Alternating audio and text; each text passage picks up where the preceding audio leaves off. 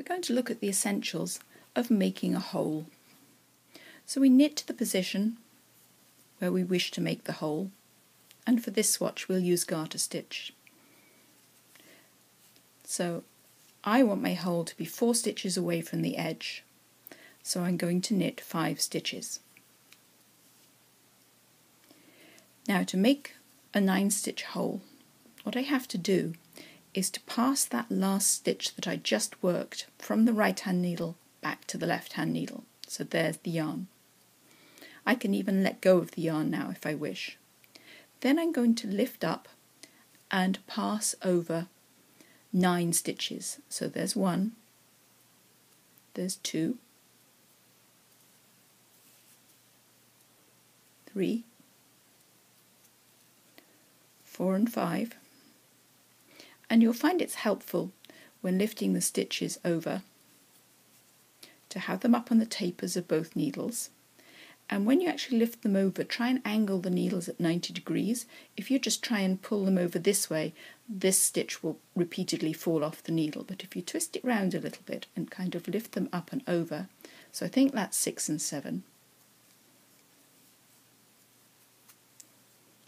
If those 2 stitches that I want to lift up are on the taper, then there's room for me to get my other needle tip in there. So finely tapered needles are helpful for this, and probably not too slippery for the first time you try this. And I think that's 8 and 9.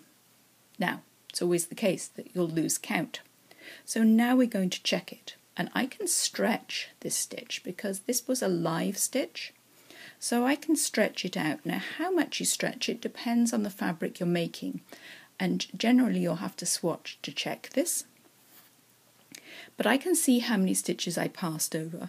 1, 2, 3, 4, 5, 6, 7, 8, 9, 10. That's weird. In fact, it will always look like one more than you actually passed over, because that's the stitch you knit. Remember, we passed stitch 5 back onto that left needle? So that's the stitch we knit, there are the 9 we passed over it. And I think that's wide enough for our hole. You don't want to go too far because your hole will look stringy. So you have to adjust it to suit your particular fabric. And generally I find a slight curve looks good, like the underside of a caterpillar.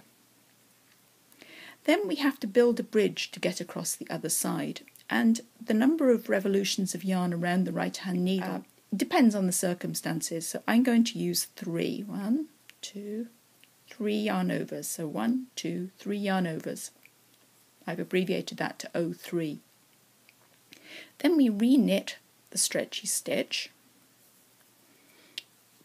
And in your knitting directions, your row will read O3 knit 4. It's just that first one of the 4 was the stretchy stitch. So now we've made our hole. Holes are almost always made over an uneven number of stitches. I'm using a contrasting colour so you can differentiate between the new row we're working and the yarn over that we made on the previous row. Go into the stitch and knit. Now I'm right at the hole. So I'm going to put 9 stitches back into those 3 yarn overs, and I want to spread them fairly evenly across the hole. So I'm knitting under the yarn over and I let one off the needle. Then I'm doing a yarn over on my new needle, and then I go back in the front again and knit. Then I yarn over and I knit, and I yarn over and I knit. And I keep on going till I've got 7 stitches into that triple yarn over. I think I need to do 1 more yarn over and 1 more knit. Let's have a count. 1, 2, 3, 4, 5, 6, 7, 8, 9. You'll become very accustomed to counting your stitches regularly when making this kind of holey fabric. And off we go to the next hole. At first this doesn't look too pretty, but we need to give it a few rows to develop. So I'm just going to do a couple more rows of garter stitch on here. So here's our fabric a few rows on, and the hole is taking shape. I think I maybe have a little bit too much yarn over the top. We can't properly tell because this needle is still restricting the hole, but next time I make this hole I perhaps do it with either 2 yarn overs or close the gap a little bit more when I make the bridge.